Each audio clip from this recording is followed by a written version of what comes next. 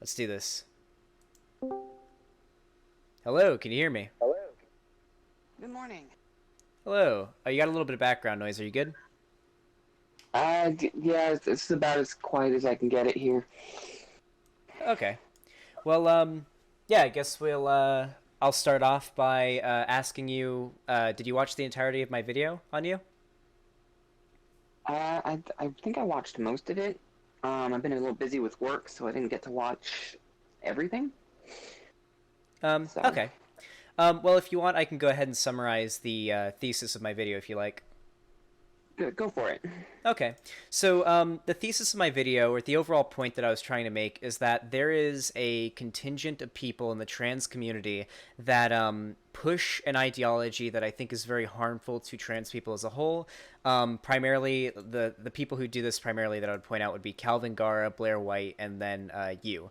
So this is pushing sort of trans medicalism, true scumism, things like that, claiming non-binary people aren't valid, and from what I've seen, attempting to validate your own identity through the invalidation of people who are part of the trans community that are less great for optics. That seems to be what I've noticed.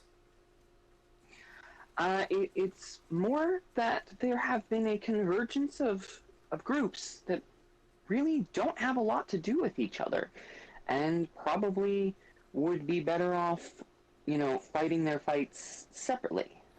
Okay, so this is basically a repeat of history. So back during the original LGBT or lesbian, gay, LGBT acceptance movements from way back in the day, there was this big movement to push trans people out of the acceptance movement because a lot of lesbian, gay, and bisexual people thought that it would be harder for them to obtain acceptance from the majority of the population if they had trans people in their movement. So they basically ostracized them and said they aren't part of our movement. And nowadays, gay people mostly more accepted than trans people are in society, and now we're seeing sort of a repeat of history where a lot of binary trans people are excluding non-binary people from the movement as a way of validating their own existence to the normies, I guess. Well, the trouble we have is there's people who claim that you don't need dysphoria and you don't need to transition, and these are really the basis of transsexualism to begin with. Like, Um, that's the whole point. I mean, so here's the problem, though. It's not. That is definitionally untrue. To be transgender, the actual definition of transgender, a transgender people have a gender identity or gender expression that differs from their sex assigned at birth. Some transgender people who desire medical assistance to transition from one sex to another may identify as transsexual. The act of being transgender is simply identifying as a gender separate from the sex you were assigned at birth. There's nothing in the definition having to do with gender dysphoria. And therein lies my point, is that transsexual and transgender would be two different things. Um, sure. However, they are still under the same umbrella, and I've seen you argue in your videos that they should not be under the same umbrella of trans. I still feel that way, that they really shouldn't be under the same umbrella. One is indeed a medical condition, and one, I'm not really sure what's going on over there. Well, okay. So, all Seems right. to be anything flies these days. Not really. I mean, so do you agree that gender is a social construct? Not entirely. Gender roles are. The idea that women, go do things like cooking and sewing, and men go fix cars and build things, that's definitely a social construct, and either sex could do either activity. Okay, well, no, when I'm talking about gender, I'm talking about everything that encompasses gender identity, gender expression. These are all social constructs. Everything from your pronouns to the way you present yourself, they are all socially constructed. Even the term gender and these pronouns are all socially constructed as well because of language. The way that I like to explain it to people is that a gender can be, there is an infinite amount of genders. I know you probably disagree with this, but a gender can be anything that is socially recognized because it is socially constructed. If you are in a social space, even if it's a small one, where let's say a brand new gender that you could just come up with off the top of your head is recognized and people acknowledge it. It has been socially constructed. It is socially recognized, so it is a valid gender. So gender is So this entirely a social hinges. construct. It's basically completely separated from biology, definitionally speaking, at least. So this hinges on social acceptance. You're saying. Not exactly. It's not necessarily. So if it's socially accepted, then it's going to be seen, more accepted by a lot of people. But a gender is your identity. It's how you identify. If you identify as it, it's valid. And if a social space recognizes it even more, then it could be considered even more valid. I'm using the social space acceptance example as sort of a proxy for how genders are accepted in overall society. So, for example, man, woman. These are extremely well accepted genders by society. And the reason why they are so accepted is because most people recognize it and respect it. However, would you agree that in a smaller social space, let's say in a LGBT club at a school, let's say this club accepts Z's pronouns and some gender that starts with Z or something, would you agree that that gender is valid? I honestly don't actually believe that people who are participating in all these made up genders are actually believing it themselves. I'm not sure what their goal is, but I don't Wait, actually believe they honestly believe that they're some 2700 gender. I don't think they are. you I understand that think when something is socially constructed, there's not a solidified number of how many there are. Somebody in chat just said there's two biological sexes, two genders. Go back to school. And that's kind of funny to me because gender and sex are very explicitly separate things. As a matter of fact, SciShow just put out a video that triggered a lot of people talking about how gender or sex isn't even a binary, biological sex. So it's kind of funny when people say that. And you also just tried to ascribe belief to these people who identify as non-binary, saying they don't even actually believe it, or you don't think they actually do. The problem is that's just not what gender is. If you identify as something, you are that gender. That's just how gender works. see, and here is part of the biggest problem is there's a lot of issues that arise when we just mix both sexes, and yes, I believe there is only two, and we can get to that in a second. But when you mix both sexes, there are tangible problems that come out of it, and this whole idea that you can just identify as anything opens the door for people to abuse this whole concept. You've seen it with like the cases of Yanniv, where he's trying to get these women to perform a service they don't even perform, and then tried to financially punish them, and it turned out he was racist on top of it. Okay, Um, so do you and think things like that. do you think that the abuse of a certain I don't even know how I would word it, the abuse of what gender is validates your discrimination against non-binary people? I am firmly in belief that there are indeed two sexes and two genders. Yes, okay, and I I don't hate. Not like if a non-binary person crossed my path, I'm not gonna shout at them. I'm not gonna avoid going to a restaurant because they hired a non-binary. I'm not like that. But I don't want to play along with the gender game. I don't want to. It's just not. It's not productive to make up all these pronouns and like I've seen the list, moon gender and things like that. That doesn't make sense. There's no logical basis behind any of it. Okay, And when so you what's the logical introduce things, mhm, basis behind man, woman, boy, girl?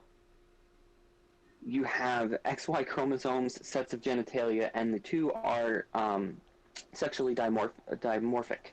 They Okay, look different. so what is They it all about function different. your genitalia and your chromosomes that makes you act a certain way or makes you fill in certain gender roles? That's not They're not necessarily tied to each other.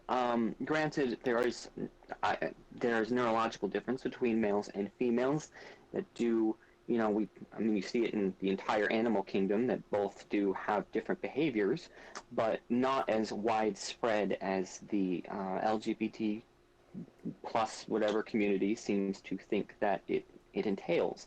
It's not like women inherently like pink. I mean, in fact, pink used to be a boy's color. Mm-hmm. So you're combining these concepts that aren't really fitting together. You're taking what I've said and going a little too far. Okay, Because so I I guess don't think your gender and your sex denote how you need to dress.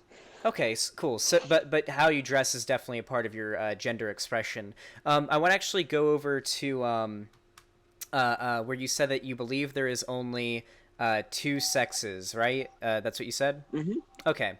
so the one of the, I guess is Tatiana Whitaker in chat's probably one of your fans, right, or one of your friends. Yes, she's a Okay, good so friend of mine. okay, I want to acknowledge an argument that's being made there that there is only two sexes, and that the fact that there is intersex people does not invalidate the binary. Unfortunately, and this is how the scientific community views sex. Sex is not a binary. It is a bimodal distribution. I know this like triggers a lot of people, but that just is how it is. The fact that there are outliers invalidates it being a binary by definition. Now, this doesn't mean in a bimodal distribution, the term bi is still in it. Generally, most people are going to be on either end of this spectrum. Most men, most males will be on the male end of the spectrum. Most women, most females will be on the female end of the spectrum. I'm not claiming that. However, the fact that outliers exists means that there is a distribution. There is a spectrum. This is how the scientific community understands biological sex. Even when you go all the way up to from chromosomes to secondary sexual traits, this is how the scientific community understands biological sex right now. Intersex is an anomaly. It's pretty much an error in our reproductive process. Mm-hmm. And in fact, there's a good reason why most intersex people, and hopefully somebody in chat can correct me if I'm wrong on that, if they're intersex themselves, most intersex people have trouble with being fertile because there aren't extra sexes and they have fallen into something that doesn't really exist. They're an error. It's an error in their biology. I mean, you're arguing against the current like consensus in the scientific community right now. It is a bimodal distribution. The fact that these people exist means that there is no binary. By definition, for something to be a binary means there cannot be any outliers. It is the two things, and that is it. There cannot exist any errors, any outliers whatsoever. It is, in this case, it is a bimodal distribution. The majority are on one end or the other end, but the fact that there are outliers forms the spectrum. You can fall somewhere in between if you are intersex. Even if it is an error, scientifically speaking, it is still a bimodal distribution, and furthermore, a spectrum. Citation needed? Oh, yeah, actually, I got a really good citation. Hold on. Let me actually drop it in chat. On that one. Mm-hmm. Can you also drop it in the Discord DM with me because I don't have chat open, so. Yeah, sure, I got you. Yeah, I didn't want to be distracted by chat, so. Let's see. Let's see, I want to find something. Here we go.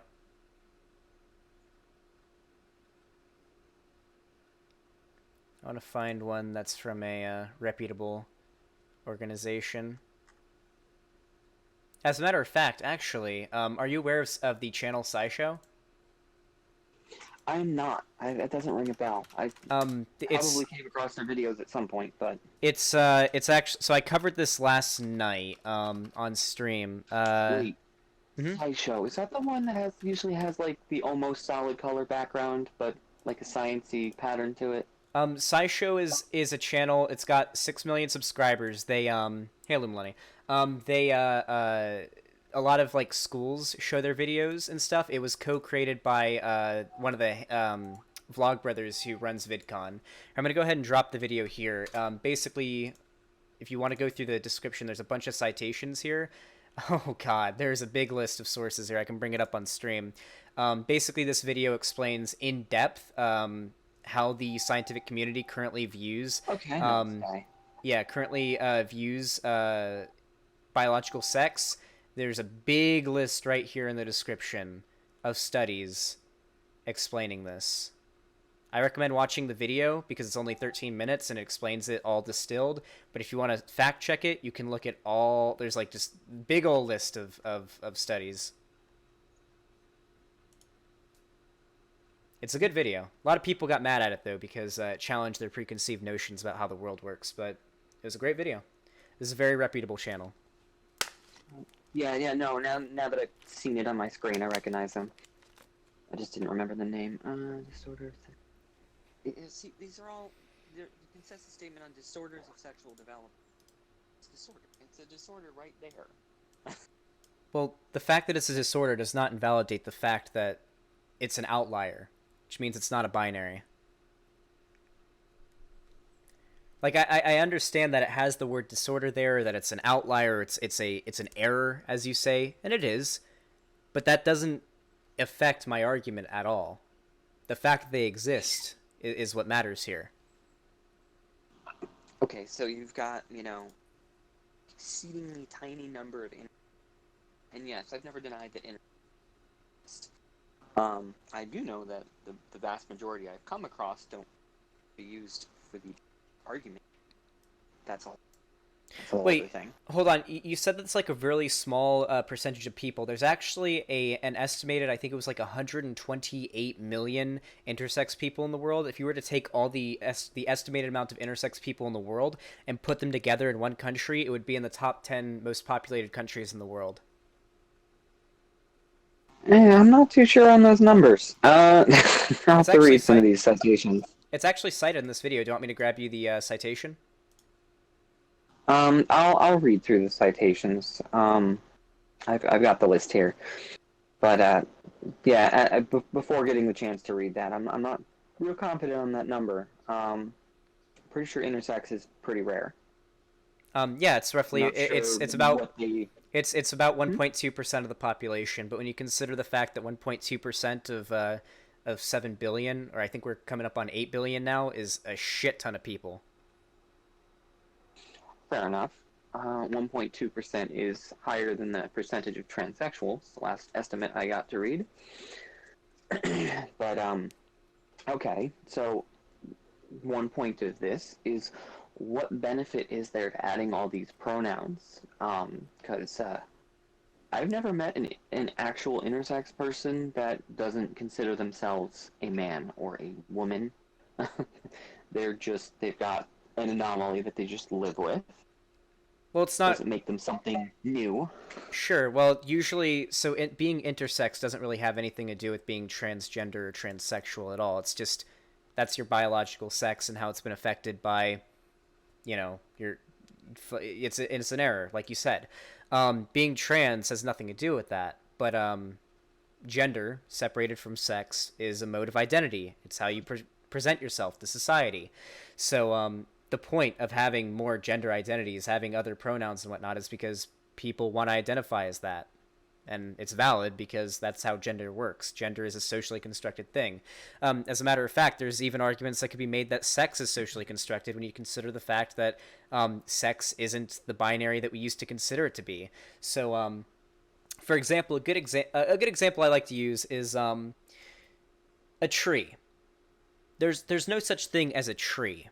We found something that we called a tree, and we call it that, and we gave it that name. We give different species of trees different names. That language is socially constructed. So when you say what's the point of having all these extra pronouns, it doesn't, like, I don't see where your argument is here. See, when we talk about trees, there's good reason to refer to trees as something other than just pointing and grunting at it. There isn't really a good reason to come up with, I don't even know how many pronouns anymore, to refer to, like, the information is pointless. What does identifying as something that nobody can conceptualize have to do with anything? Because they want to identify as it. So it's just that they want to. Sure. I mean, there's non-binary people who have dysphoria as well. For example, there's a mod in my community. I won't name her right now, but my fans probably know who she is. She's gender fluid, and she experiences dysphoria. Identifies as non-binary. So there's that. You have made a very good point, but not the one you wanted to make. You just called this person her after telling me they're non-binary, Yeah, which she just goes by kind of she proves my pronouns. point. She goes by she pronouns sometimes. So, okay, so what if you're not a woman, why would you use she pronouns? That's where I'm going with this. It's whatever you What's the prefer. reason? I don't know, maybe you prefer it. There's some people who, as a matter of fact, there's some people who prefer to be called they, them. Most non binary people prefer to be called they, them. I have literally, in all my time of being the super SJW trans rights activist on YouTube, I've yet to run into somebody who used pronouns other than he, she, her, or they and them. I've actually never run into anybody who uses the Zers or anything like that. I actually haven't. They may identify as a gender like different somewhere in the non-binary spectrum, but they've almost always, actually in every scenario I've seen, always identified he, her, or they, them. Because we only have men and women in our entire society. It's Well, no, there just isn't, like, okay, if we wanna talk about what isn't a man or a woman, what set of genitals is there for somebody who doesn't fit the two? Because that's where men and women come from. It's which genitals you have. no, it's That's really unrelated. where that whole stems from. How It's is it unrelated? because there's nothing about your gender expression that has anything to do with your genitals or your secondary sexual characteristics or even your chromosomes. You can, like, if you look at, okay, if you look at Blair White passing you on the street, nothing about her biology influences her, what she's wearing or how she's acting. That's her gender expression. I guess giving Blair White as an example because she's trans, but The thing is that she has modified her body to have these second character. wait, you just got really really quiet. Wait, did okay? There we go. She has modified her biology to express these secondary characteristics because she's trans. Like, that's not a very good example to prove the point. I mean, that's a deliberate modification. So obviously her secondary characteristics, she hasn't had surgery, so it doesn't match the genitals she has. But when she was born, all those things would line up except for her neurology, I would assume. I would assume her neurology fits. Okay. So when you walk down the street and you see a random let's say like a random dude walks past you on the street and you look at them, what is the first thing that you notice about them that tells you they're probably a dude? It would be their secondary sex characteristics, assuming they're wearing clothes. Okay, so let's say like the dude's wearing flannel and jeans and like dressed as dudes usually dressed. That's usually probably one of the things you would notice first. The way he's wearing his hair, Mm-hmm. maybe he's got some facial hair, things like that. Even then, you do know that like cis women can grow facial hair, can wear all those clothes, they can go to the gym and bulk up, like even then, and that's just having to do with your secondary sexual characteristics and your gender expression.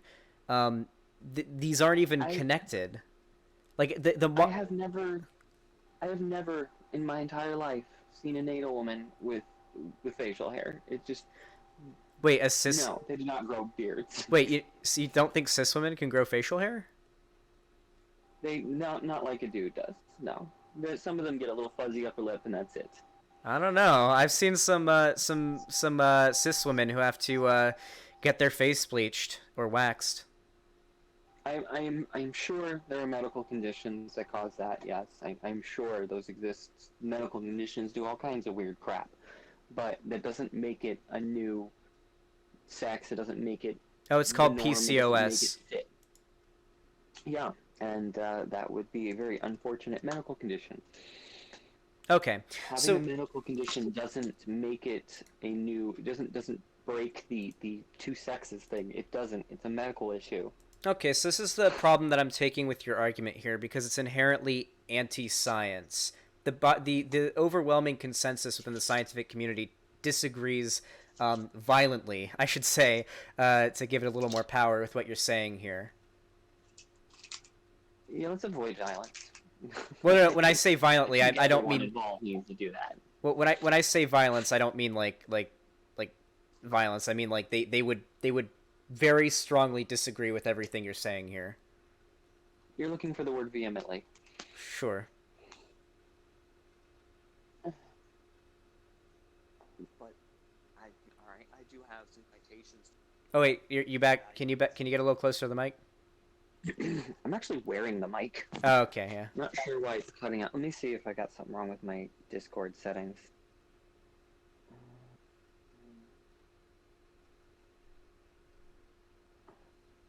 Voice video. Automatic. That should help. Is that any clearer? Yeah, it sounds a lot better. I'll just turn you up a bit. There we go. Yeah, I put it on manual instead of letting it automatically adjust input level. Okay, cool. All right, we're good. All right, so what you seem to believe is that sex. So for starters, you believe that biological sex is a binary, which it's not. It's bimodal distribution. You keep making this claim, but it's just the scientific community disagrees with you on that. So, what are we supposed to do with this? Well, since I have not gotten the chance to read all those citations, because you have presented me with new information, we're gonna have to agree to disagree on that one. Because, like I said, you're honestly the first person to have actually given me any information to really read through about there being more than two. So, I will concede that I have reading to do at this point. You are honestly, despite the fact that the entire time I've been online as Tranime, I've been begging for somebody to present this information. You're the first. Nice. All right. So I guess when it comes to gender, it seems like you conflate gender and sex as being very connected. Now, I will concede to you that most of the time, with most people, roughly, I think, what, 99.6% of the population, most people, their sex and their gender typically line up. But then you have trans people, and they are the outlier. Trans people still exist, though. So the way that doesn't make for something for it doesn't remove the binary. It's just an anomaly. But I don't wait. For it to be a binary, anomalies can't exist. Humans come in two different types as far as sex goes, and sometimes that goes wrong.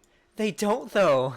There are cisgender females who are born more muscular than a significant amount of cisgendered males. The way that secondary sexual characteristics are distributed between humans is bimodally distributed. There are cisgendered females who are tall and muscular, and there are cisgendered males who are short and skinny. Yes, but if I looked at either one of them, I could still tell which one's male and which one's female. Not always. Okay, I brought up the definition of binary, relating to, composed of, or involving exclusively two things. Okay. Okay. So you want to call it a bimodal distribution just well, because... no, I don't want to call it that. The scientific community calls it that. Okay. So, everyone that would be, quote, in the middle there is still fitting into these two categories. And even with these people that insist that they're non-binary, you take a glance at them and you can put them in one of the two extremely easily. Hold on, you just got really quiet. Can you... I was saying that, even with people that claim that they're non-binary, you can take a glance at them and immediately put them in one of the two categories. There's a reason why this is the way that works. It's not that it's socially constructed, it's that we are hardwired to figure out whether somebody is male or female, because, well, that's the basis of how we reproduced as a species. Well, we generally don't, though, so you can assume what somebody's got going down there. Like, so... For example, if you run into... So someone... When you go up to somebody and you assume what their... Okay, hold on. Usually you would assume what their sex is by their gender expression, because generally people's sex and their gender do line up. However, we'll ignore the outliers here. When you walk up to somebody, you can never really know what their genitals are, right? If I didn't know Blair White was trans and I walked up to her, probably assume she has a vagina down there. Gonna be completely honest with you. I'd be wrong in assuming Yeah, that. I would have to agree with you on that one. Yes, if I didn't pre already know that she was in transition, yeah, that is the assumption I would have made. Yeah. So your argument here is that you look at somebody and you look for their secondary sexual characteristics to decide whether or not you're attracted to them or whether or not you want to breed with them, and that's how humans are hardwired. It's not really the Hmm. case. You sort of It is the case because Blair has modified her secondary sex characteristics, and that's why the assumption ends up being wrong. It doesn't change the fact that we are hardwired to classify people as male or female at a glance. have you seen Being modifying something to not fit that doesn't mean that the original concept is wrong. so the problem here is that you're conflating biology with socially constructed things. So the reason why do we find okay, so fuck. What kind of clothing are you attracted to when someone wears it? I'm not really attracted to clothing. I'm not Like really picky on what somebody wears in order for me to date them. no, That's no not really what I'm looking for. that's not what I'm talking about. Is there a certain outfit someone like, for example, my I like when I would date my ex, she really liked how I look in a suit, right? Is there like a specific article of clothing that is gendered that you are particularly attracted to when someone you're attracted to wears it? Not really. No? Okay. That is So really not ever come up for me. I don't really care what my partner okay. wears as long as they, keep themselves appropriate for public. Okay, so I use the example Owl Shifter in chat is giving, saying I'm attracted to people who wear bow ties. So, wearing a bow tie doesn't really have anything to do with being a man at all. You never really know what that person has going on down there. However, you Hmm. are presenting yourself in a gendered way. We do usually look at people who express themselves in a certain way, and generally you're attracted to their gender. There are plenty of there are cis het guys that are attracted to trans women who have a penis. Would you say that they would be gay, or are they still heterosexual? If they are attracted to somebody because they have a penis, that's kind of gay. No, not because they have a penis. They see, so like for example, I'm pretty sure Blair White's boyfriend is heterosexual and is attracted to women and is attracted to Blair White. She has a penis. They have sex, I assume. Does that make him gay, in your opinion? There's a difference between the penis being a bonus and overlooking said penis. I mean, I listen. I'm not in the guy's You can head, see. but he is very explicitly heterosexual. Well, if Blair's junk is a bonus for him, that's a little gay. That honestly, something wrong with being gay, but Wait, that's what it is. you don't believe in the feminine penis? No, Why not? no, I do not. Because that's a male body part. That is a very male body part. Doesn't have to be. In fact, yeah, no, it is. What about intersex people that got ovaries going on in there, but also have a penis?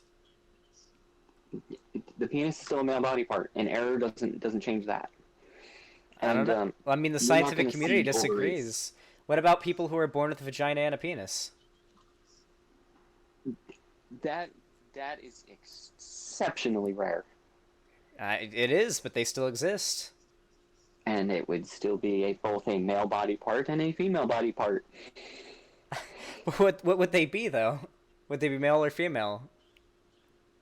And that depends on the which of those two sets of chromosomes are actually more present.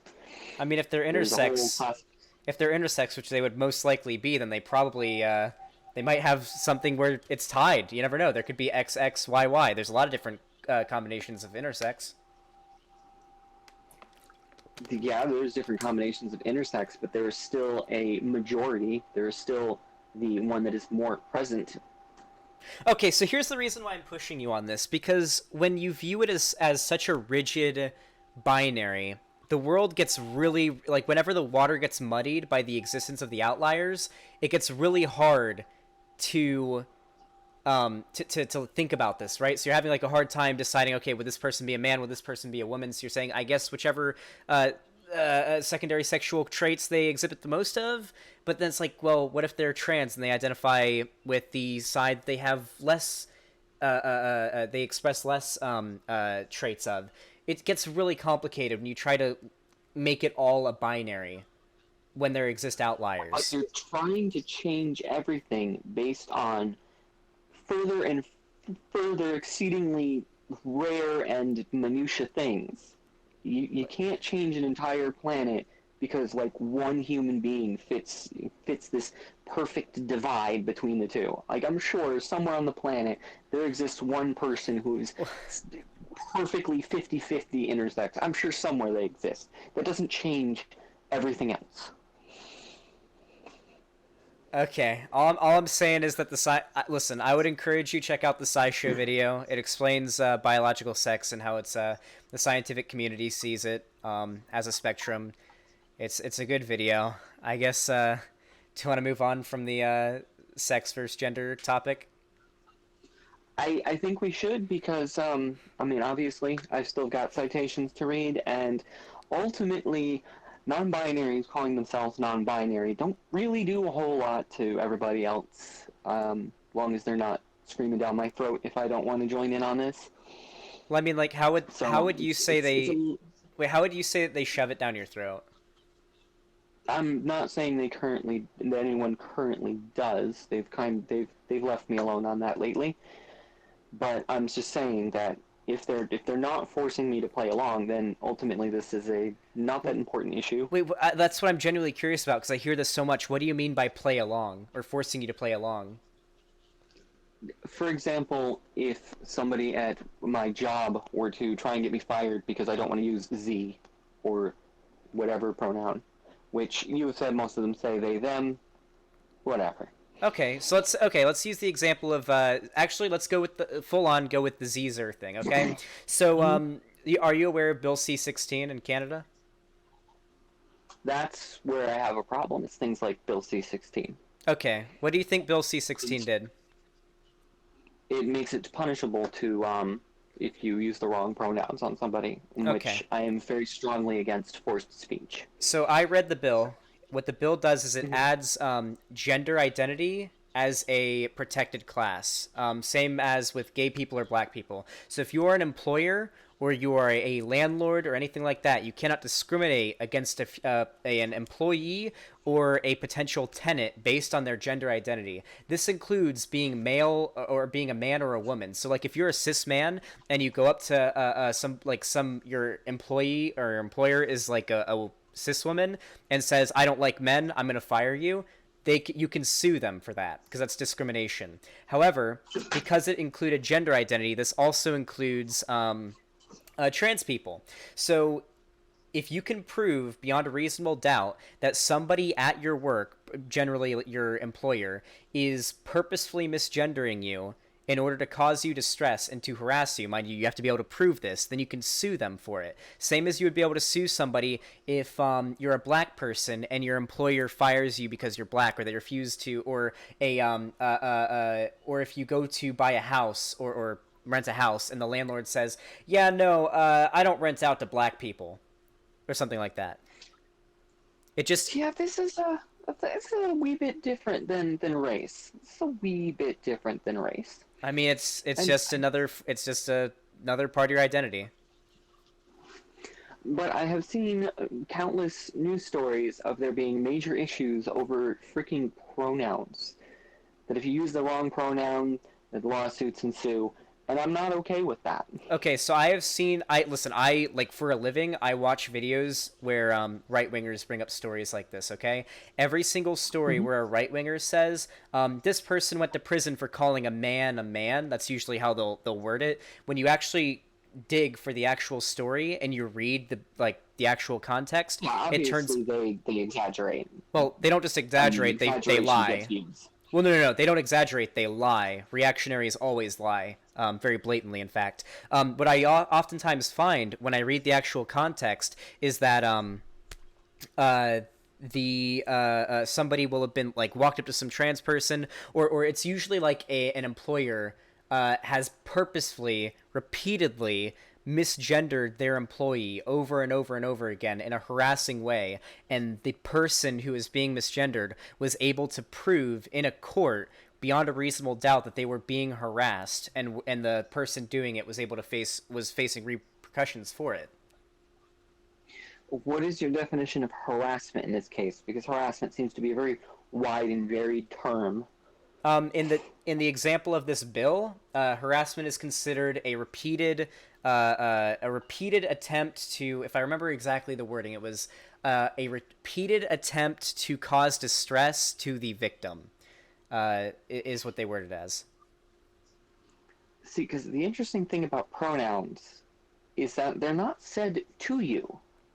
You say somebody says talks about you in the third person when they use he or her. Okay, it's implied in the bill, and in every case where someone has faced legal repercussions for doing this, just going up to somebody and saying "Hi, ma'am," and they're like, "Actually, I go by they them," and that you're not going to get in trouble for that. If they continuously say "ma'am, ma'am, ma'am, ma'am" for like a long amount of time, and you are able to prove, once again, beyond a reasonable doubt within the court of law, that the person who is doing this was specifically doing it to fuck with you and to harass you over and over again knowingly, and they were taking joy out of making you miserable, that is when this happens. It's not just like, oh, you walk up to a random person, you call them the wrong pronoun. No, it's you have to be able to prove that they knew what you prefer to be called. Yeah, I'm just not in favor of people being forced to call you whatever it is you prefer. I just don't. It's forced speech. How do you feel about also, it doesn't have to do with pronoun. Like C16 wasn't about pronouns; it was specifically about gender identity. But yeah, how do you feel about anti-discrimination laws when it comes to businesses and land? Businesses and land, well, that depends on the situation. There's going to be businesses where, well, businesses and organizations where it is really necessary to restrict it to one group of people. Um, Rape shelters would be one of them. If you turn away men, well, that's part of what you are. Your organization is a women's rape shelter. That type of discrimination would be acceptable. It's not out of hatred, it's out of necessity. But if, say, Burger King is run by some guy that doesn't want to serve LGBTs, well, yeah, that's a little messed up. Okay, so essentially, also men can be raped too. Yeah, I know, chat. Okay, Yeah, so yes, they can, of course. Obviously, they can, and I do feel that the men do need their rape shelters as well. They do need resources for that, and that's a whole other topic because they are woefully short on resources in that, and for some reason, they don't have what they need. okay. All right.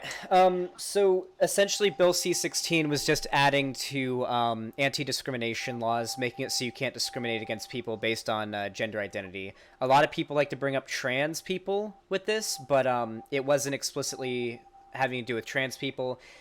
It literally just prevents gender segregation in business. This includes cis people as well. So, for example, if like I'm a cis dude, okay. So if I went to work and my female cis woman boss was like shitting on me because I don't know she hates men or something, and I was able to take that to court and prove, hey, my boss hates men and has been like abusing me. Like let's say my boss starts calling me twink, like say, hey twink, go get the fucking papers from the fax machine, and does this for a prolonged period of time, under Bill C-16, I would be able to sue my boss for harassment. Didn't those laws already exist? Not for gender identity, no. So you would not be able to sue for that reason. You would have to try to sue for sexual harassment, which, let's be honest, with that case, don't know if you'd be able to get to win that one. I think you would. I mean, twink is definitely a sexually based term. No, it just means that you're like a dude who's kind of on the skinnier, smaller side. Yeah, I've only ever heard it referred to gay dudes. Well, I mean, it was invented by gay dudes, but no, it's not necessarily a sexual thing.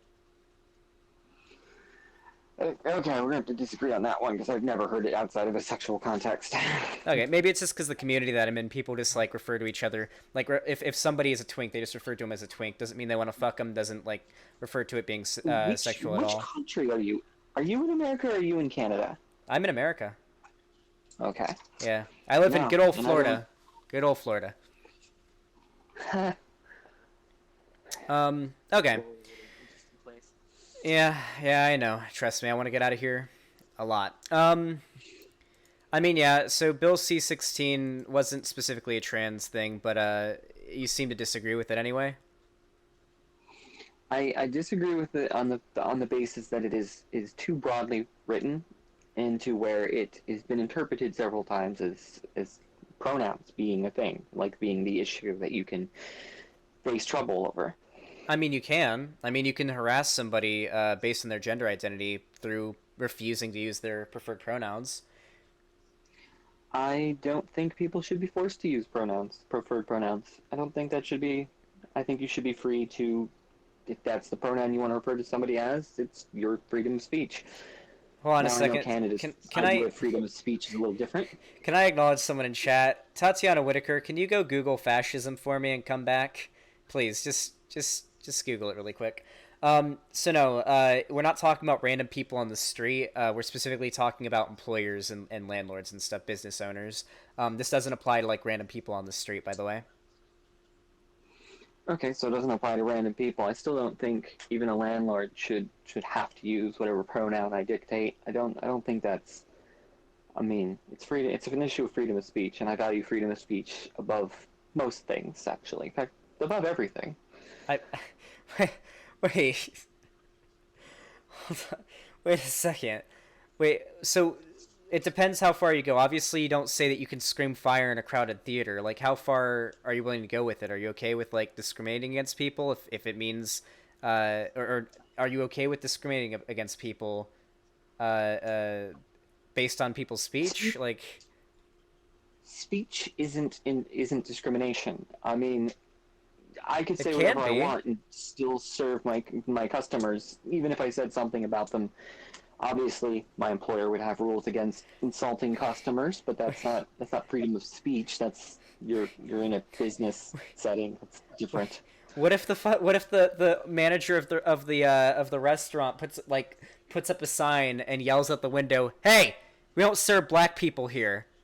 Like, it would telling them, actually no, you legally have to serve black people here. Is that a and you also you can't call the black people who come to eat here, you can't call them the N-word because they're coming into your establishment. Would that be an infringement on their freedom of speech? You see, you've put two different issues: serving them versus saying something about them. Okay, so let's say, would you want the person to still be able to call the black people eating at their restaurant? Because let's say that the law makes it so they have to allow them to eat there. Would you still want the would you want the manager to be able to call the people eating there that are black the N-word?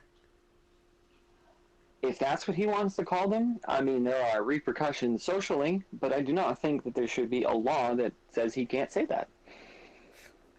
Okay. It's still a horrible thing to say. I'm not saying it's a good idea to call people that, but you should be free to say it if that's what you wish to do.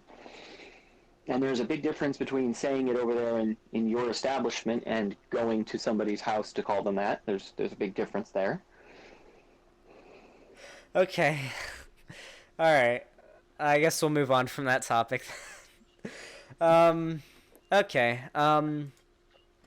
I guess, do you want to circle back around to like why I made my video in the first place? Go for it. Go for it. Okay. So we've gone over a few of the reasons why I take an issue with a lot of things you've said, but I think what you push is pretty harmful, and I think it panders to transphobes. So like for example, I have an image right now of I hope you don't mind me showing this on stream. I have an image of like a business card that you have or that you made, or I don't know if you made it or what. and it says my screen will show. Screen, please. There we go. It says Tranime girl, reasonable tranny, combating gender insanity. Like, this seems to appeal Yes. quite a bit to transphobes.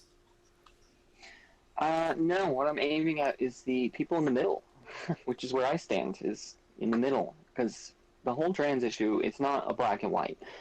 I give you that much. It's not going to be a black and white. But there needs to be a balance between trans people and everyone else. And unfortunately, we are definitely not seeing a balance between the two. Wait, what? Like, wait a second. So do you think that, like, there needs to be like a separator between trans people and cis people? Not necessarily a separator, but that one side doesn't lose rights to accommodate the other, and it doesn't lose what they have to accommodate the other. And that's a problem we've been seeing. You have the issues of women's sports, which I'm sorry, biological differences make it unfair competition. Wait, You have trans activists attacking rape shelters. That's absolutely unacceptable. wait. Trans activists attacked rape shelters? When did this happen? Oh, I thought you make a whole living out of watching these videos. Do we not remember the Vancouver rape shelter? Let's see. Have we forgotten that already? Where they got it defunded, and even after it was defunded, they're still vandalizing it and nailing dead rats to the doors. TERFs go home, you are not welcome, kill TERFs, trans power. I agree with that. This week, staff of Vancouver Rape Relief and Women's Shelter. Mm-hmm. Did you just say you agree with the statement of kill TERFs? Potentially. Or you agree... In Minecraft, not in real life, of course. I would never advocate for political violence. I don't think we should be threatening so-called TERFs at all, especially since the word is used so widely to people that don't even fit the definition. Do you think TERF is a slur? It has become one. It absolutely has become one.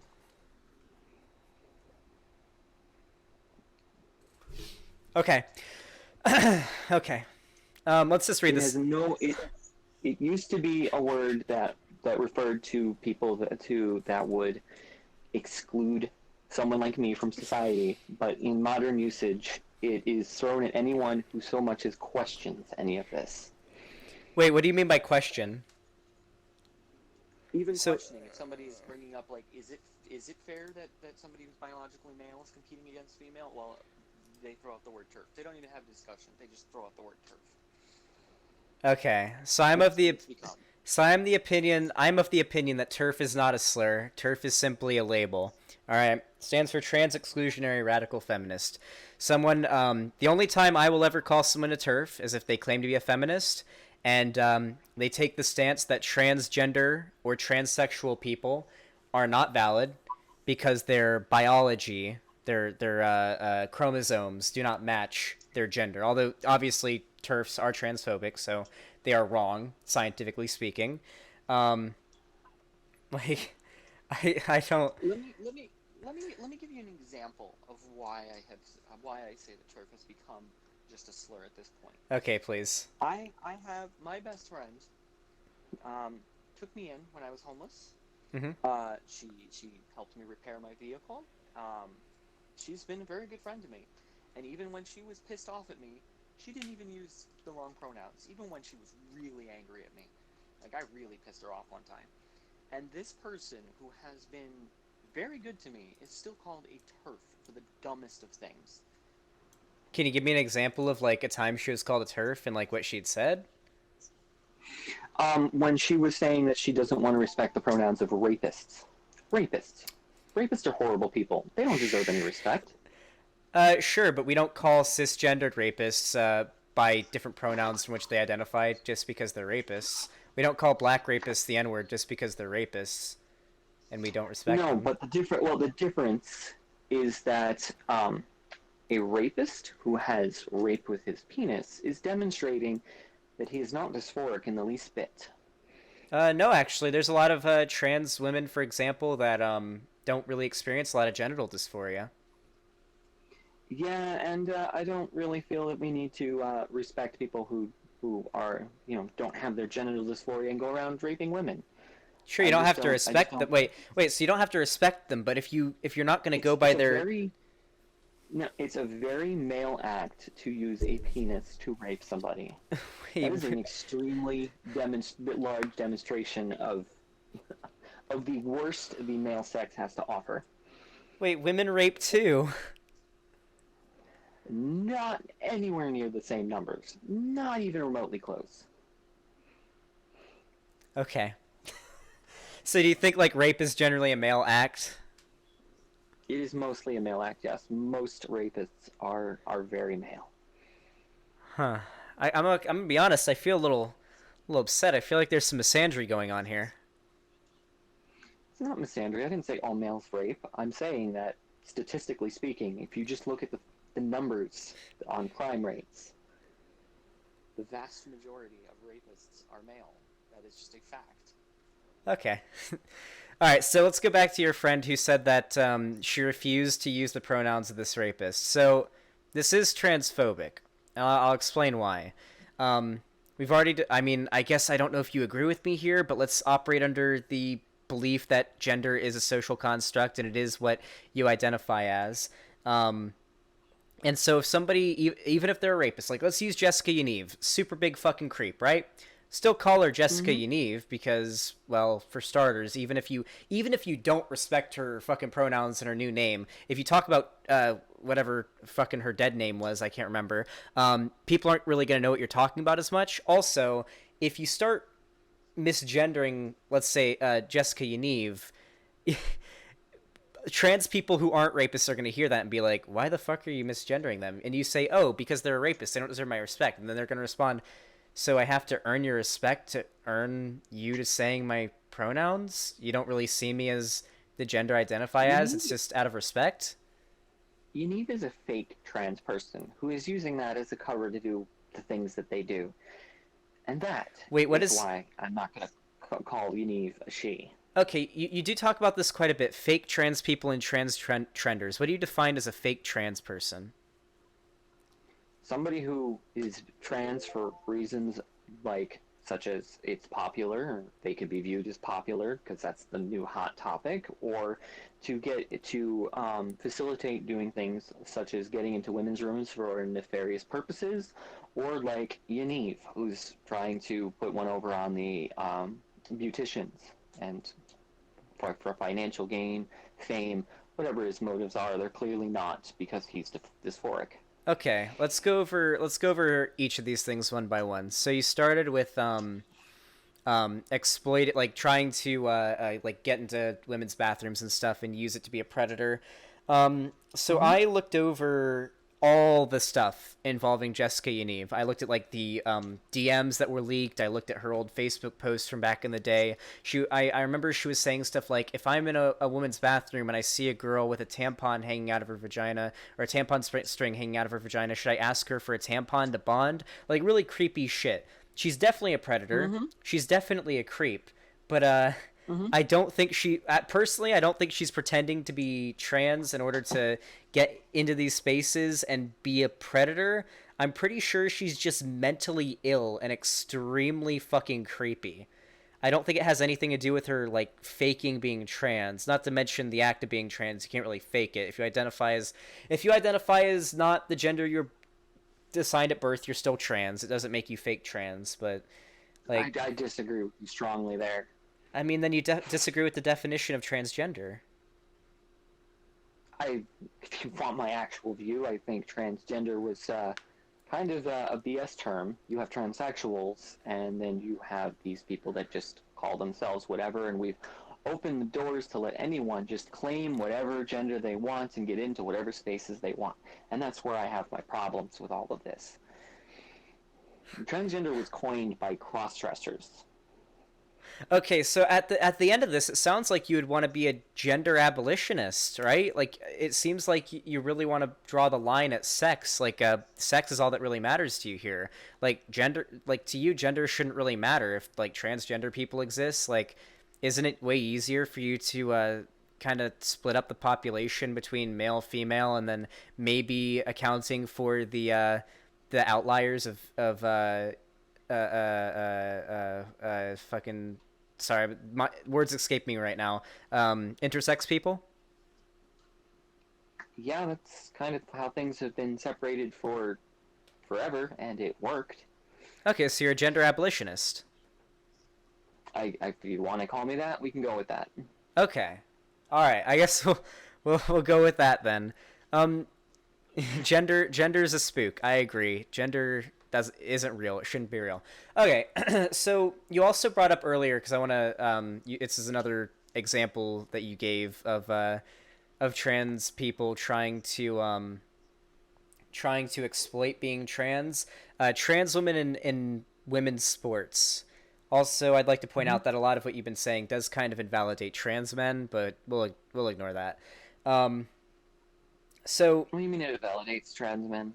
it just seems like a lot of this topic, a lot of what you discuss is focused on trans women and the idea that there's like a lot of cis men out there trying to pretend to be trans in order to exploit whatever, like getting into women's bathrooms and stuff. But this kind of throws the idea that trans men exist out the door. Like, what are transgender men? What is their goal here? If you consider them to be invalid or to be insidious with their intentions. Yeah, I don't really see that with trans men, which is why I don't really talk about them a lot. They don't really cause these problems. Hold on. Sorry, I needed some water. Well, I mean, you keep saying that you don't think that transgender women are women. You said that in your video. What about transgender men? Like, what reason would you give about transgender men? A lot of them try to, there's ones that transition to escape whatever's in their past. That's usually the only one. That or being trendy are usually the only two you see on that side. You don't see the predatory behavior that you see with these transgender women. You just don't. So Transsexual men, I would say are men. Transsexual men are men. That's my view on that one. okay. Can you get a little closer to the mic because you got really quiet there for a second? Okay, there we go. I said yeah, sometimes this slips off my head. You're all right. Okay. I guess like so a lot of what you're saying here, these are all arguments I've heard from just straight up transphobes, like cis transphobes who genuinely do not like trans people at all and think that they're degenerate freaks. Like the arguments that you're making here are identical to everything I've heard from these people. And yet there's these people that are friends with me and consider me a woman. So then we go back to where there's a divide between the two. Like two different things. I'm gonna hold on. You got really quiet again, but I'll go over this really quick. I would argue that in most cases that I've seen, like for example, Blair White spreads these very similar fucked up ideas. Most of the conservatives and transphobes that I see accepting Blair White accept these people because they are. It is politically expedient to have them in their political movement. Because of what you do, the kind of rhetoric that you spread that is so transphobic, they see you as politically expedient to have in their movement. I mean, I've seen your like Gab community and stuff. Like I looked over it and stuff. I see the kind of people that follow you. It doesn't really seem like they see trans people as being valid or even transsexual people as being valid. It seems like they accept you more just because of what you say and because what you're saying is backing up their worldviews. What's your definition of valid in this case? What is invalid? What are they saying is invalid about me? Invalid? They don't believe that you're actually a woman. And why is that ever so important? If I go about my life where because nobody's screaming man, no, hold on. Nobody's screaming man at me, and I go about my life without them getting, them trying to stop me doing whatever it is I need to do. At the end of the day, it really doesn't matter what somebody thinks in their head about me. I don't really care. If somebody thinks, oh, okay, that's just a man we call she, it doesn't really do anything to me. I don't care. It does matter because if people don't see trans people as valid, then there's bad shit's gonna happen. Like for example, Donald Trump as an example. He claimed that he was going to take care of LGBT people during his during his run, and then as soon as he became president, he announced he was going to ban trans people from the military. So it doesn't matter if he acknowledges trans people by their pronouns if he actually doesn't see them as being valid, and then goes on to ban them from joining the military. I have to bring up a point with that, because originally my reaction to that ban was, that I was against the ban.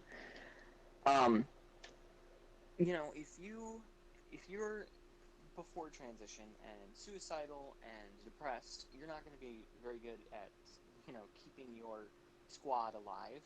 And if you're after it, you have to be on medication that you may not get on the field. And if you've had surgery, there is surgical care that you're definitely not going to be able to do out in the field. And there's a lot of medical conditions which are not allowed in the military. Mick, can you get a bit closer to your mic? Okay, there you go. For example, I wouldn't be allowed in the military based on the fact I'm an asthmatic. I mean, if you need constant medical care, you're not going to be in the military. That's really where that goes. Okay, so the example that so the reasoning that was brought up by Trump's cabinet was their reasoning for banning trans people from the military was they didn't want the military budget going into paying for their transitions, not that they were physically or mentally incapable of serving properly in the field. Yeah, that's where this whole issue gets a little tricky, because while the ban makes sense from a combat readiness point of view, the reason they decided to put that ban in place really didn't. So that one's kind of a gray area, because it's Well, I mean, I'm not going to argue the validity of the trans military ban. It's terrible. I mean, their reasoning that they gave doesn't even make sense. They claimed it was too much money. They were spending too much money on gender transit or sex transitions, whatever you want to call it, when they spend 80% more than that on Viagra. That is a valid point right there. Yes, that was their reasoning behind it is stupid. Okay. But the reason why I brought up the military ban in the first place is when you said, but if people secretly don't think I'm a woman, but they still call me a woman, and I never really find out about it, how does that affect me? Well, it does. If the people who are in power and make laws are making laws that affect your rights because they or they don't think that you're actually a woman, even if they're nice to you to your face, you're still going to suffer from these things. Yeah, see, that's where I had said that if they're not impeding my life, which if they're making laws that would impede my life, that would kind of not fall into what I said, would it? Well, I mean, so we went through this because we were originally talking about TERFs. If trans exclusionary radical feminists had their way, they would completely categorize legally categorize transsexual and transgender women. I guess you want me to make a distinction here as men, and they would be forced into the same thing. If you had to go to a rape shelter, you would be put in a men's rape shelter if TERFs had their way. See, now this gets a little tricky, because if someone still looks very male, that can be very detrimental to somebody who has just gone through rape. That can definitely hinder their recovery. So let's not go into rape shelters unless we're going to do that as a whole separate topic. I mean, we can go into the rape shelter thing, but I only use that as an example because, if transphobes are running things, which they seem to be, the majority of people that I've seen tend to be at least a little bit transphobic. But here's the thing: you said it's a little tricky. You're kind of playing devil's advocate for something that I thought you would think would be indefensible.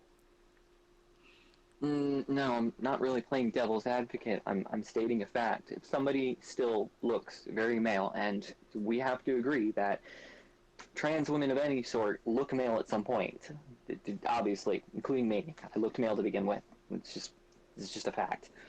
That can be very detrimental to have to share that space with somebody while you're trying to recover from rape. Can't they just be individual people be separated if they feel uncomfortable being in the same area? Do they need to be completely segregated to completely different facilities? Well, you see, they had that, and then the trans people nailed rats to the door. Here, That's the problem. do you mind if There are rape shelters. do you mind if I read the article here? Go for it. Okay, it's by nationalreview.com. See, this week, Relief Women's Shelter, British Columbia, Massachusetts, kill TERFs, and what else? Trans women are women, scrawled over their windows in TERF, trans exclusion radical feminists, generally derogatory form for feminists who do not believe exclusion radical. This is not the first time something like this has happened. 3 weeks ago, when seeing the shelter service was alarmed to find a dead rat nailed to the front door. The woman who is our support groups, rape and battered women, says Hila, who's worked in shelter 14. One of them said to me, haven't we suffered enough? Kerner spoke to me by phone, explaining that the staff the shelter called the non-emergency law formed in line to enforce vandalism. They think it's unlikely, or rather, mission impossible, that they'll find the culprit. In any case, they have bigger and more important things to worry about. She's operating their 24-hour crisis line. So they had some vandalism on their building, and this is like an overall problem with the trans community. Yeah, considering it says kill TERFs, I mean, who else is gonna write that? So if a black person spray paints "kill all white people" on a building, then there's like a problem with with black people as a culture or something. But it's not it's not a once in a while thing. This is an ongoing thing with the majority saying these things. I mean, look at Twitter. It's even gotten to the point where you can get banned from Twitter for standing up against this kind of stuff. You can get banned from Twitter for saying TERF. I've had friends who got their accounts banned off Twitter for saying TERF isn't a slur, because TERFs will like search the term TERF and mass report it until it gets banned, until that person gets banned. Like, I don't base like large social phenomenon on like what's trending on like Twitter and Twitter bans.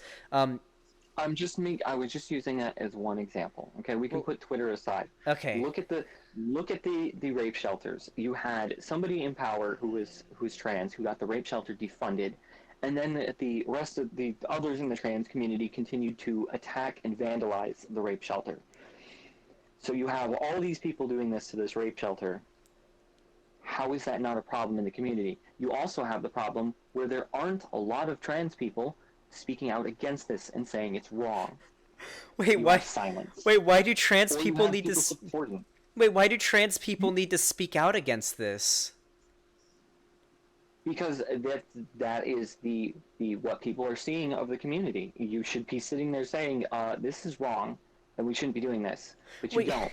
When you see one make a threat, the other trans people come in and back that threat up.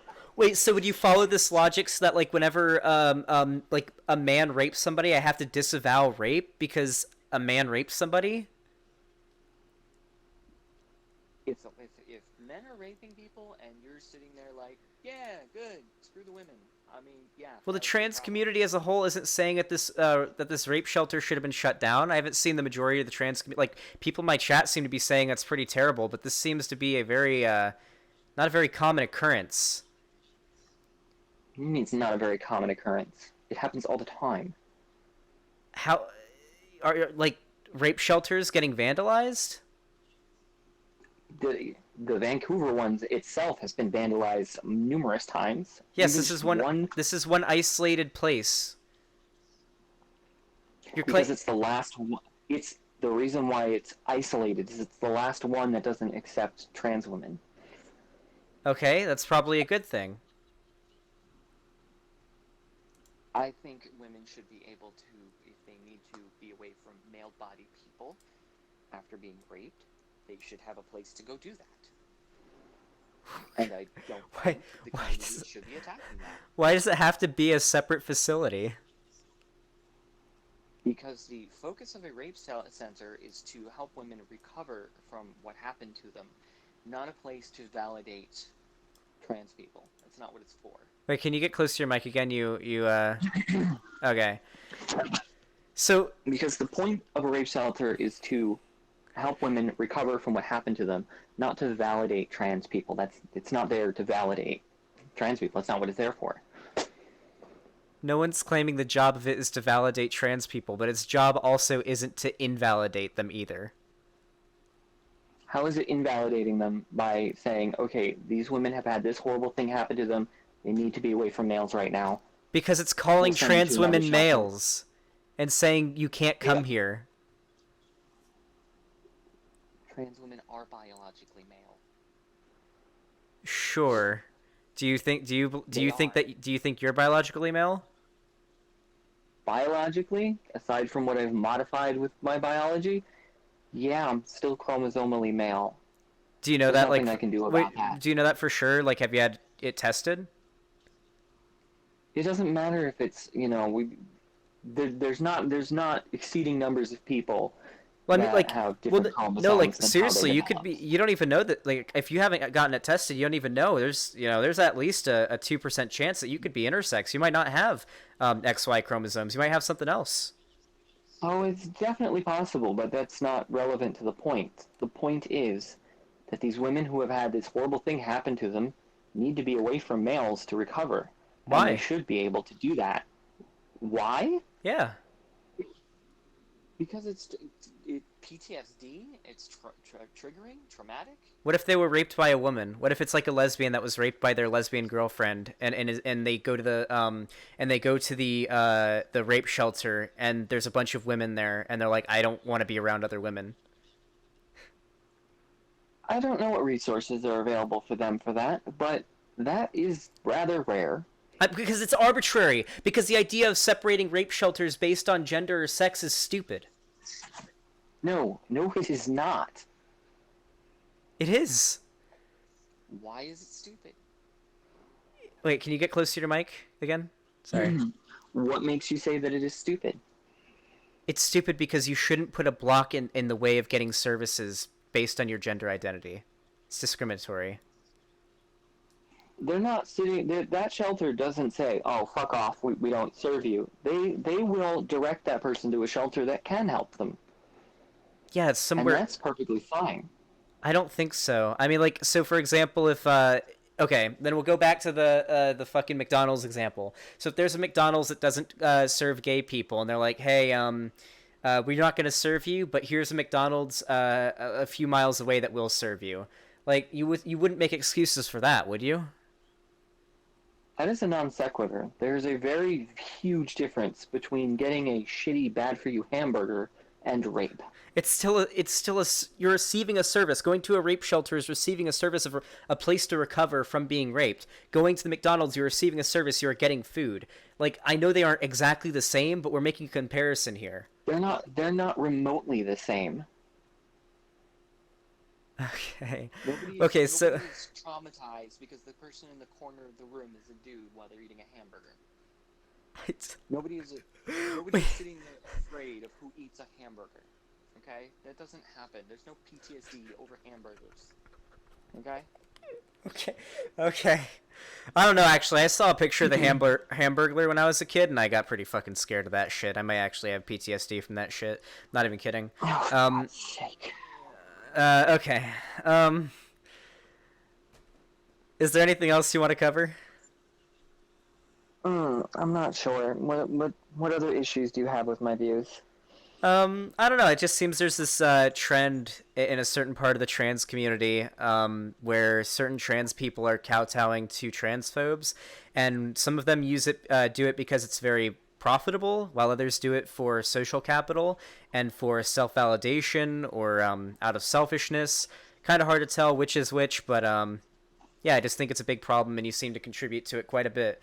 I mean, like, I followed what you've been saying. I looked at your Gab and stuff, and you definitely are part of this movement within the trans community that I think is pretty harmful. I don't think it is harmful. I think it is beneficial that we would, first off, have an actual definition of what is and isn't trans, and not trample the women in the process of fitting into society here. Wait a second. How are beneficial? Wait, women aren't being trampled. How can you say they're not? I mean, I've brought up the sports where competition isn't even fair anymore, where some of these trans women that are competing in sports haven't even been on HRT for a year. I mean, for God's sake. This isn't even happening. What do you mean? How is it not even happening? There's stories of it all the time. Such and such trans woman blew away the other women in the competition. I mean, give me a break. Because if this was happening, then I would constantly be hearing it from reactionaries. My comment section would be filled with it. I don't know why you're not seeing it, because I certainly am. Because because it would be like I've yet to see like a trans woman win some like in the women's um category win some like big tournament sports event. Like I don't know if maybe like in a high school sports game maybe there's like a trans girl who ends up swimming with the other girls or something, but I haven't really seen any like trans women competing with women in the Olympics or something. Like this isn't a thing. Hold on a second. I could probably pull this up in a second with a Google search. Okay, please do. Let's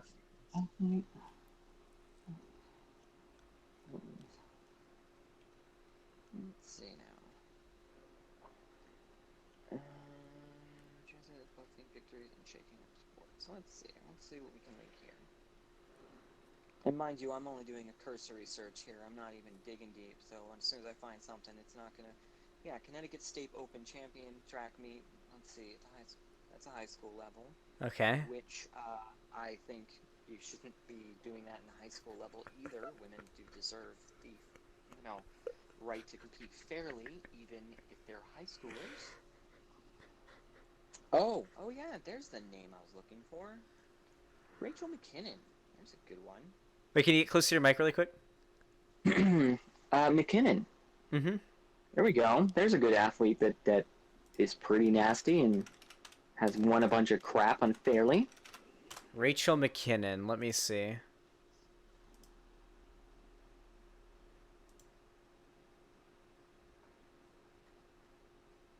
I'm seeing her standing next to... Hold on a second.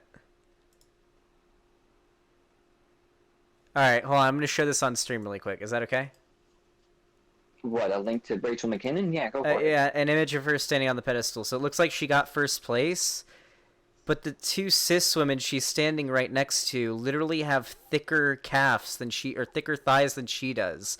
I don't know if this is like a track thing or something. It looks like this was track or something like that. Like they look like they have like thicker muscles than she does. The muscle composition between biological males and biological females is different and is an unfair advantage. Okay, like you took hormones, I assume, right? Mm-hmm. I have for many years now. Do you remember like? Do you know what it's like done to your body? Like it's decreased your bone mass, it's decreased your muscle density. Like your body is like nerfed as fuck compared to before you got on hormones, unquestionably. Yes, but there hasn't been studies on at which point in the transition process this would be fair competition, if ever, because my body still developed while under testosterone. There's still going to be differences because growing up until the point I started transition, it was functioning under testosterone. That's going to change how my muscles function. That's going to change how my bones developed. That's going to change my lung capacity, heart capacity. I'm not a very athletic person, so these differences aren't going to be as drastic because I'm just not an athletic person. But in somebody, especially if the trans woman trained before transition, that is going to make the difference very large. In that they're going to definitely have an advantage. Okay, so the problem I have a couple of issues with using the sports example as a way that women are being trampled in order to make way for trans rights. So the first one being that you say there's a very unfair imbalance in terms of strength and whatnot. We don't really draw these lines in sports anyway. Like, for example, I was a swimmer in I'm just gonna use me as an example. I was a swimmer in high school, 4-year varsity letterman, and we separated our the events by gender, right? There was the girls' events and there was the boys' events. Okay, we didn't have any trans people on the team, so yeah. Now the thing is, though, it was just the boys going up against the other boys on the different teams. We didn't make any. There were no weight classes. There were no strength classes. Nothing like that. It was just boys went against boys, girls went against girls. All right. Now, there was a girl on our team, cis girl named Allison, who had shoulders really broad shoulders and the fucking wingspan of an eagle, okay? When this girl did butterfly stroke, she outswam every single guy on the swim team. She was like, I think, a junior, and she was outswimming all this male seniors on our team. It was fucking That insane. is very impressive. It is, yes. And the same went for the other way around. There were some guys on the team who were a lot faster than most of the other guys, and there were some guys on the team that were faster than some of the other girls. There was really no differentiation there or any trend where it was like the girls were generally slower than the guys. It was really just kind of based on how tall you were, how strong you were, how often you practiced. So it's already so arbitrary with, like, you know, different women have different body structures, different body types. Like, are we going to start trying to draw lines between height and between strength when it comes to these events? Because if we did, then Are you trying to argue that there isn't biological difference between male and female? Is that what you're trying to argue right now? no, I'm not. I'm saying that's arbitrary though when it comes to sporting events. No, it's not arbitrary. If you want it to Men be are no, inherently I'm physically stronger than women. The sure. average- Then you shouldn't be most. Sure, then you shouldn't be at yes, exactly. Then in that case, you shouldn't be arguing for gender segregated sports. You should be arguing for sports that are segregated based on your strength, your height, your weight class, so on and so on, completely ignoring gender or sex. That's going to be way more fair than just separating it by gender or sex. Most sports also have different classes within the two sexes. Yeah, some of them do. Usually it's wrestling and stuff, but the majority of them do not. Mm-hmm.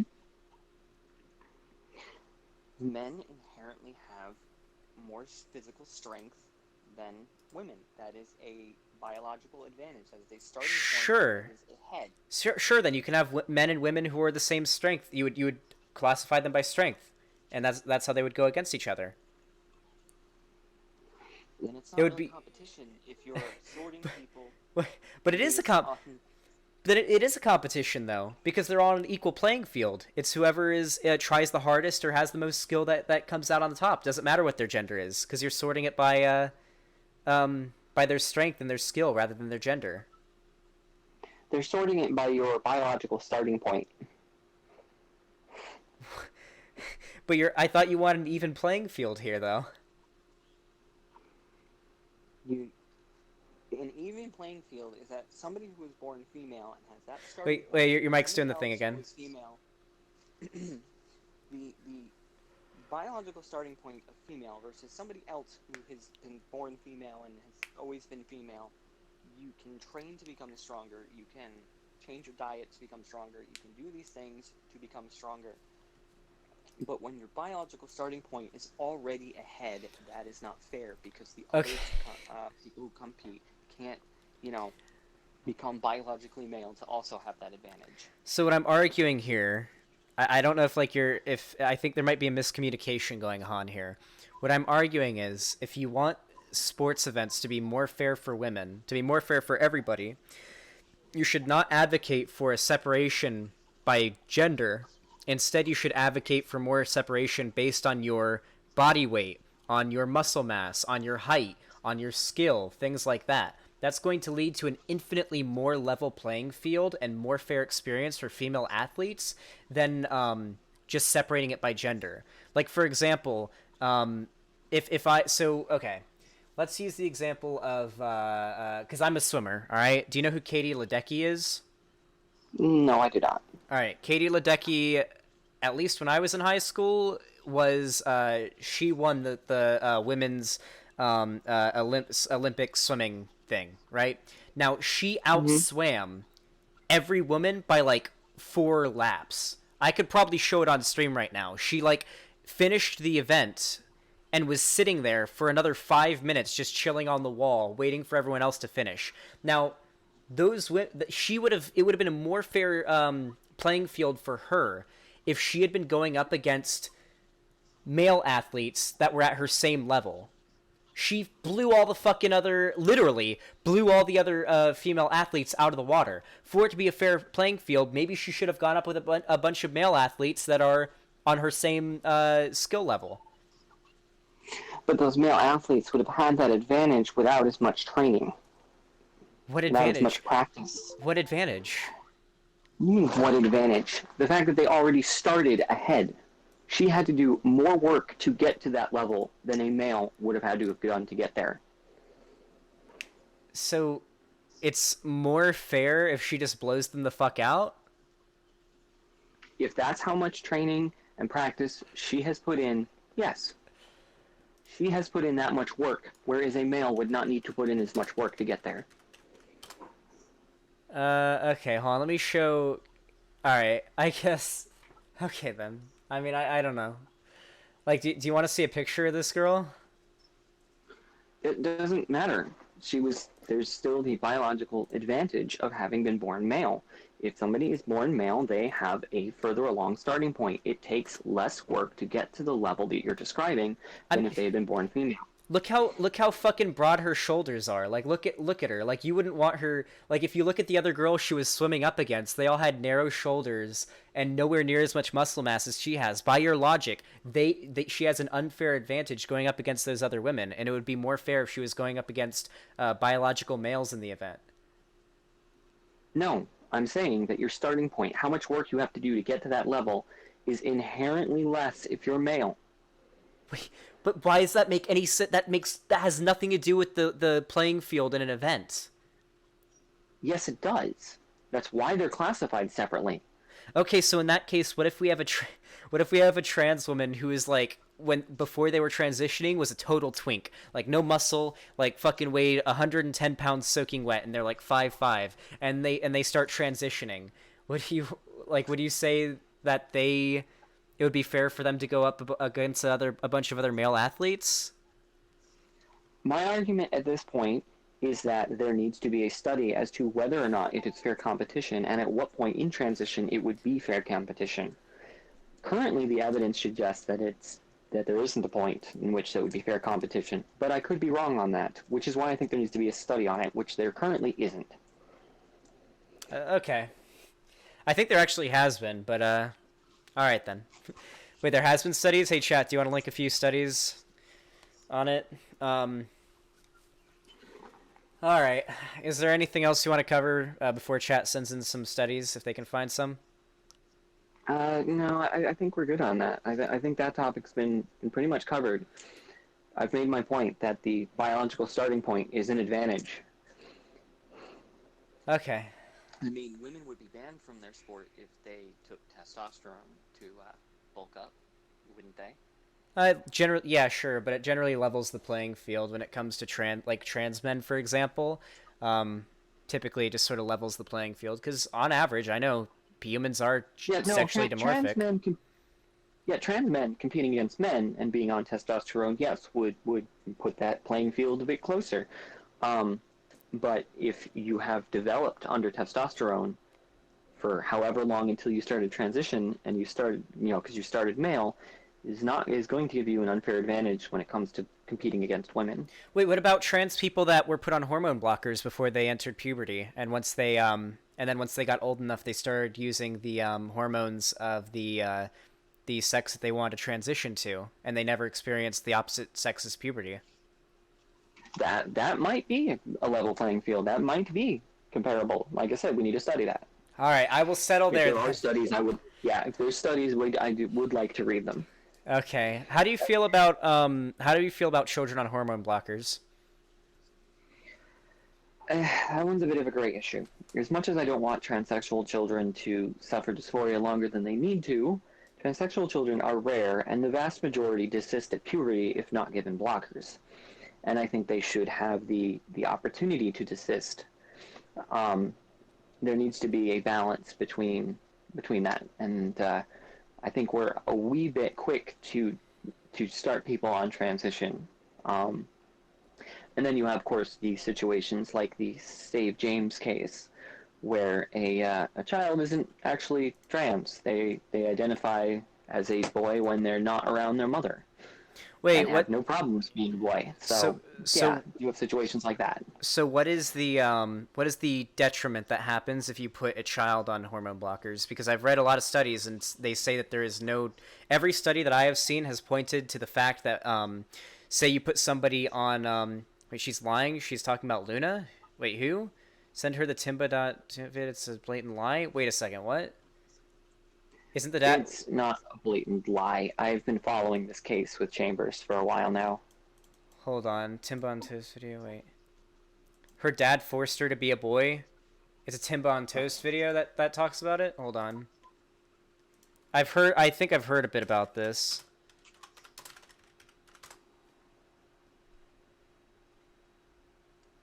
Yeah, it's from 2 years ago. Liberal mom forces son to be transgender. Let's see. I want to see the I'm gonna look at the story here. Timba goes over the court documents. Ooh, okay. Do you mind if I send you this video? Yeah, go for it. You can send me whatever you want. It's an hour long, so it's a bit of a documentary. But basically, this YouTuber Timba on Toast, he's a cool duder. He goes over the court documents of this case and ends up coming to the conclusion that in fact it was the dad forcing the daughter to be a boy. I'm always open to the possibility that I'm wrong on something, so yeah, I'm more than willing to watch that. Okay. To find So some time for an hour-long video, but yeah. all right, yeah, I know I'm like sending you a lot of stuff, but it's you seem like you're open to learning new things. So if you wanna, it's yeah, okay. Also, Tim Bontos links his sources in his description as well if you want to like fact check them and stuff too, and not just take the video at its face value.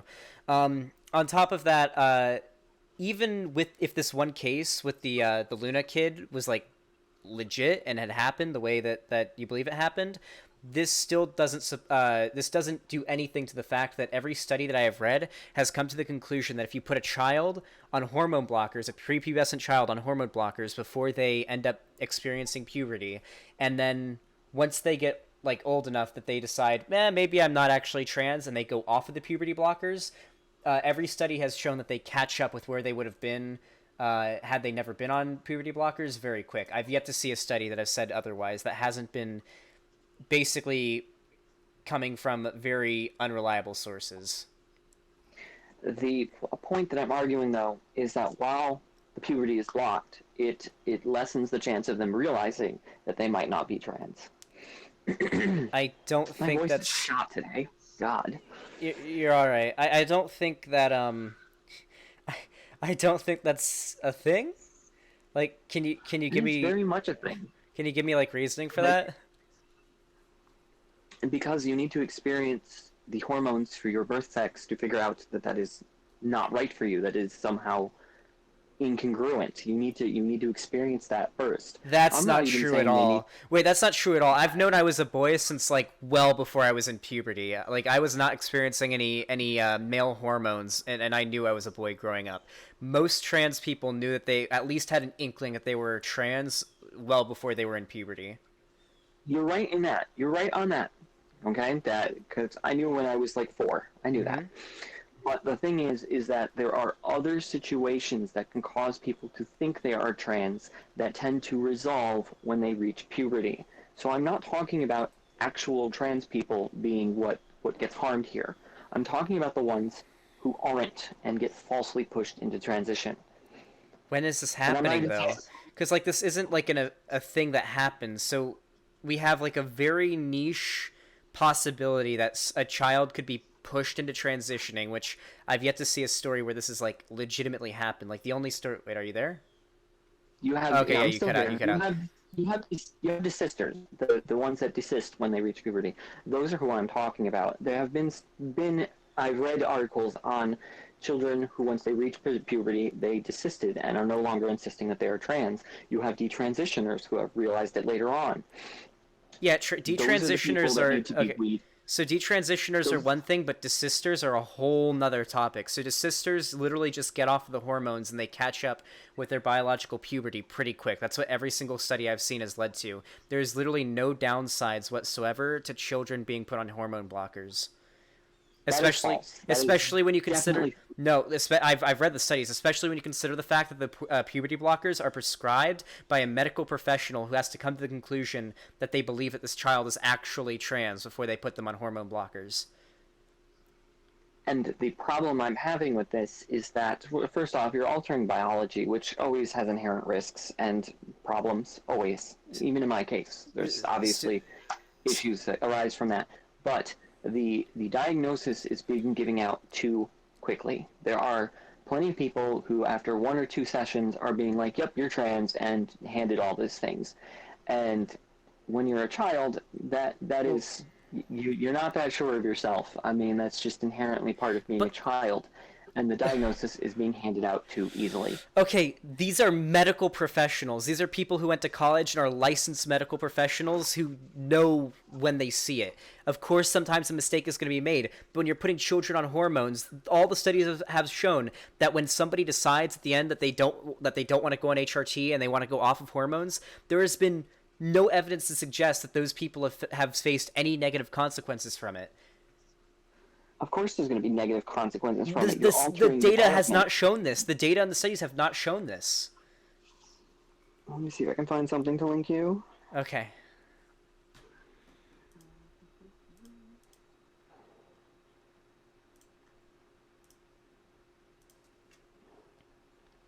Oh, I can't spell for crap.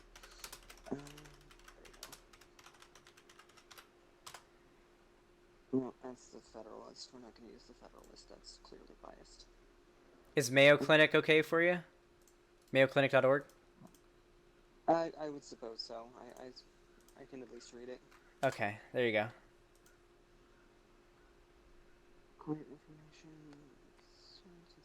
Unfortunately, when I search these things, I have to sit here and weed through results that are clearly biased in both directions.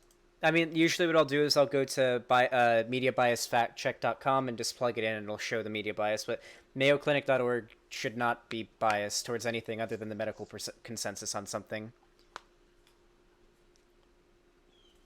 Let's see, what's this one? Bioethical research of medical treatment, yeah. Yeah, unfortunately Google is giving me things like the Federalist, and I'm not going to hand you a link to the Federalist. Okay, like, I mean, I know I'm correct from this. Like, the Mayo Clinic is extremely well, like, very, very reputable. This is the current scientific consensus on hormone blockers and puberty blockers. Oh, hold on. One of my fans who's apparently watching the stream is giving me a link. Let me just check it. I said gender confusion, it's dire permanent consequences. Yeah, I don't know too much about this source, but I'm going to give this one to you. Okay. Oh, hold on. Getting the link is not the easiest thing to do on this device.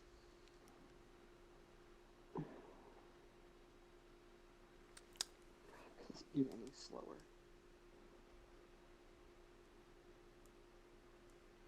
There we go. Discord.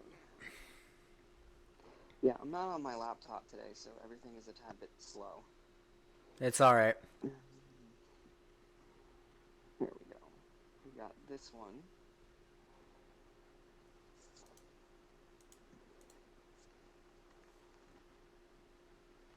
One News Now. Yeah, I don't know too much about them, but I trust the person who sent it to me. Alright, hold on a second.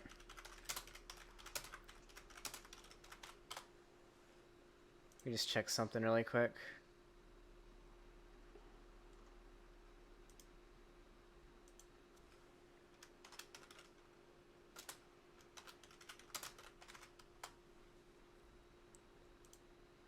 Just checking.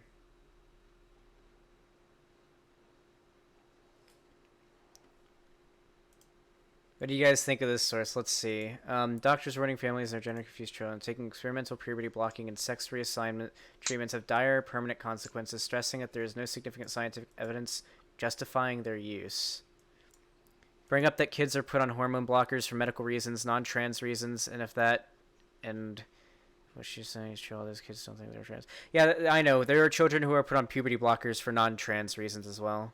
Yes, obviously, and in any medical treatment, you have to weigh the benefit versus the detriment. So, I'm looking at the homepage of this I'm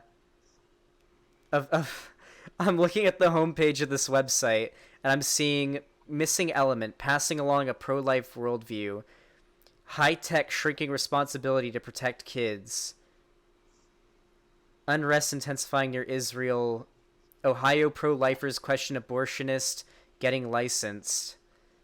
Like, this is... Hold on, let's see the media bias fact check page. Oh my god. That seems to a certain extent that may have Media there's bias... an error there. Media bias fact check says it's extreme right. Founded in 2007, One News Now is a news and opinion website with a very strong Christian right bias.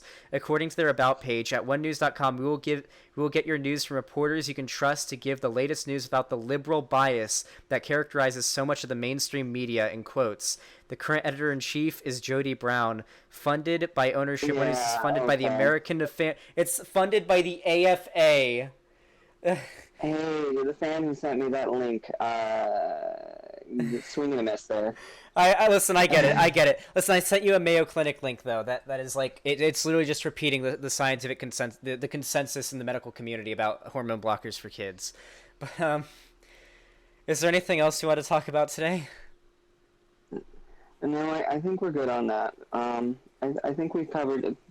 I want to reiterate though that I don't come from a place of hatred. I want to make, okay? I want to make that clear. I'm not saying, throw trans people off a cliff, okay? I'm saying what we need is some balance. Okay. I mean, like, listen, so if you want to do, like, another, like, a follow-up debate, I guess, I would recommend that you check out the stuff that I sent you. Like, everything that I've sent you so far is, like, very reputable stuff. Like, the Timba on Toast video literally links the court documents having to do with the Luna case there. Like, you can see the court documents and read them for yourself. You don't want to take the video at face value. You can, at the SciShow video talking about there being more than 2 biological human sexes, like, literally, like, a dozen links in the description. All of them these are all, like, very well substantiated. If you want to look at that, all behind the scenes, like, in your own free time, you can. And then I guess we could reschedule a follow-up debate after you've seen that. Yeah, we can certainly do that. I can read up and we can go over these points again and see if any of it's changed my views. All right. Well, I'm gonna be nice. I'm gonna say I think that your profile picture, the avatar, is very, very cute, and I like, and I think your name is very clever too. And we're gonna bread pill you. We're gonna make you love non-binary people and stuff. Can you say non-binary rights before you go? No, I'm not gonna go that far. Let me read up on things first before I go saying something like that. Okay. I will say, however, that I absolutely am against harming non-binary people. Even if I don't think they're extra genders, nobody should be harming them. All right. So I want to make that very clear. Okay, I guess we can reschedule for another time, or we can reschedule. Can you just say trans rights before you go then? Transsexual rights. How about that one? No, just say trans rights. Come on. No, we're not going to put words in my mouth. Okay. Have a good one, okay? All right, and I do want to thank you for being civil. I do appreciate that. There's a lot of people in this whole mess who haven't been very civil. You have, so kudos to you for that one. I'm glad you appreciate that. I try my best. Have a great day, okay? All right, I'll go research these. All right, love you, buddy. See ya. Bye.